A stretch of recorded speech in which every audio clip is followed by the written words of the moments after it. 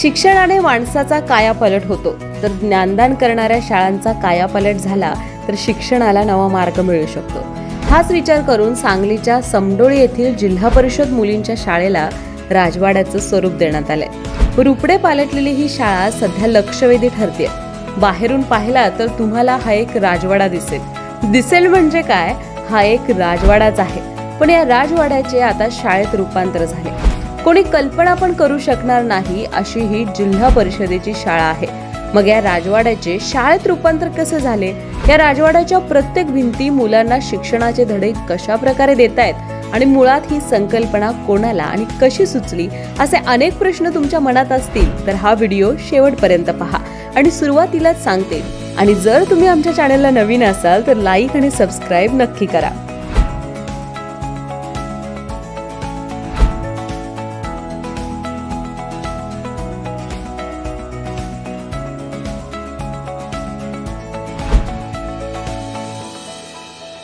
मुलींना आनंददायी वातावरणात शिक्षण घेता यावं यासाठी मिरज तालुक्यातील समडोळी येथील जिल्हा परिषद मराठी मुलींच्या शाळेला शैक्षणिक राजवाड्याचं रूप देण्यात आलंय।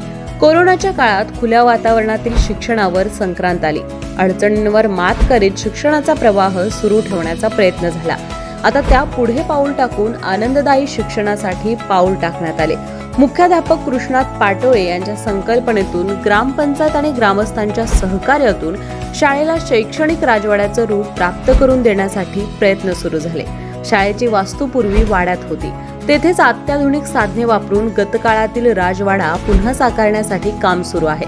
गट शिक्षण अधिकारी गणेश बांबुरे, शिक्षण विस्तार अधिकारी श्रद्धा कुलकर्णी आणि सहाय्यक शिक्षक संचालक नामदेव माळी आदींसह विविध क्षेत्रातील मान्यवरांनी शाळेला सदिच्छा भेट देऊन शैक्षणिक गुणवत्ता प्रगतीचं कौतुक केलंय। शिक्षक संतोष गुरव, प्रतीक्षा देवळेकर, दीपाली मगदूम, मुख्याध्यापक पाटोळे प्रयत्नशील आहेत। मुंबईचे प्रख्यात चित्रकार चंद्रकांत सुतार यांच्या कुंचल्यातून आणि शिक्षकांच्या संकल्पनेतून शाळेत सध्या रंगकाम झाला असून चित्रे रेखाटली जात आहेत। शाळेच्या प्रत्येक भिंतीवर चित्रातून सामाजिक, ऐतिहासिक, भौगोलिक संदर्भ मांडला जातोय।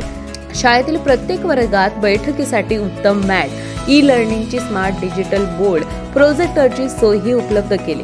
शाळेच्या भिंतीवरील जिवंत आणि त्रिमितीय चित्रे शिक्षणात नवा रंग भरत आहेत।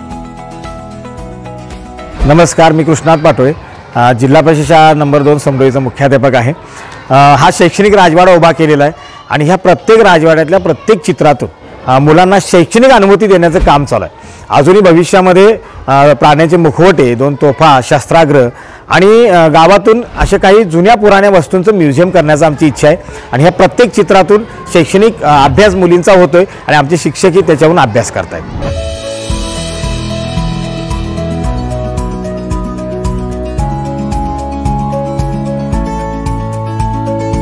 टोकापासून पायाच्या नखापर्यंत कुठली दागिने काढली जातात, वापरली जातात, तर या बाजूला सगळे दागिने लिहायचे उल्लेख करायचा।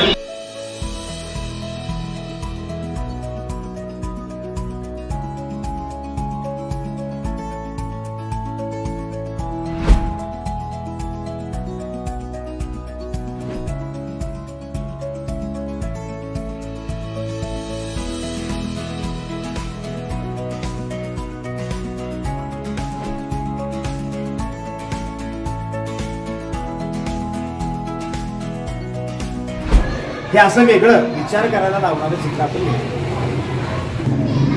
हा जिरेटोप आहे शिवाजी महाराज। तर याच्यावरून म्हणजे शिवाजी महाराजांचं फिगर काढण्यापेक्षा त्या जिरेटोपवरून तुम्ही लक्षात यावं की हा शिवाजी महाराजांचा टोप आहे, हा सरदारी आहे, मावळ्यांचा आहे तो। इथं परत सुमंत आहेत,